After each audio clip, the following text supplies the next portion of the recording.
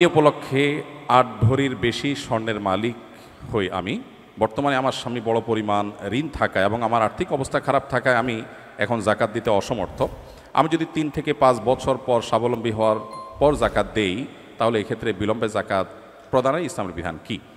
জাকাত ওয়াজিব আলাল ফওর ইসলামী ফিক অনুযায়ী যখন জাকাত আবশ্যক হয় তখনই দিতে হয়।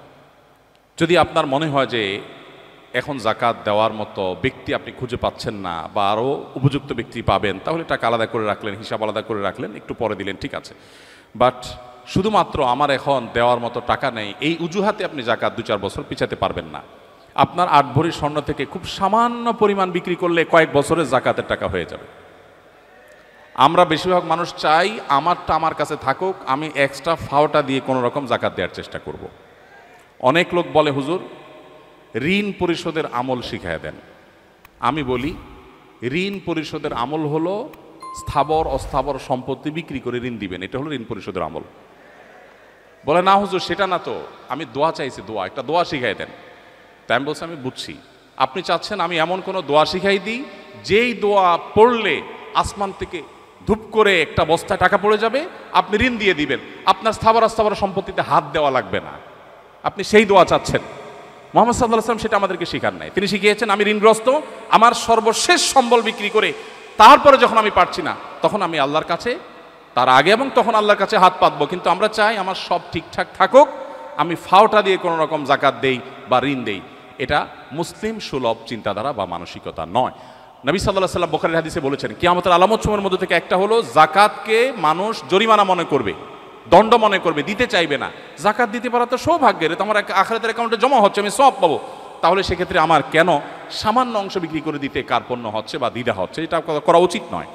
অবশ্য মেয়েদ এখানে প্রশ্ন বোঝা যাচ্ছে না, আপনার স্বামীর ঋণ আছে তাতে আপনার কি? আপনার স্বামীর ঋণ আছে তাতে আপনার কি? মুশকিল হলো স্বর্ণের মালিক আসলে কি, এটা ক্লিয়ার না। এটা কি নারী নিজে না তার স্বামী? আমাদের দেশে এক্ষেত্রে একটা বড় বড় ধরনের গোজামিল আছে। স্বর্ণ দিয়ে দেওয়া হয় মেয়েকে, যে তোমাকে দিলাম, মোহর হিসাবে দিলাম, ইত্যাদি ইত্যাদি। এরপরে যখন আবার তার ইটালির ভিসা চলে আসে তখন বলে স্বর্ণগুলো দাও, বিক্রি করে ইটালি যাব। কত স্বর্ণ হয়ে যাবে? স্বর্ণের মালিক যদি তিনি হন তাহলে আপনি কিভাবে চান? আপনি একটা দরখাস্ত লিখতে পারেন, বরাবর মাননীয় স্ত্রী বিষয় ঋণ মঞ্জুরের আবেদন, জনাবা যথাবিহিত সম্মান প্রদর্শন পূর্বক নিবেদন, এই যে আমি অধম, ঋণগ্রস্ত, গরিব,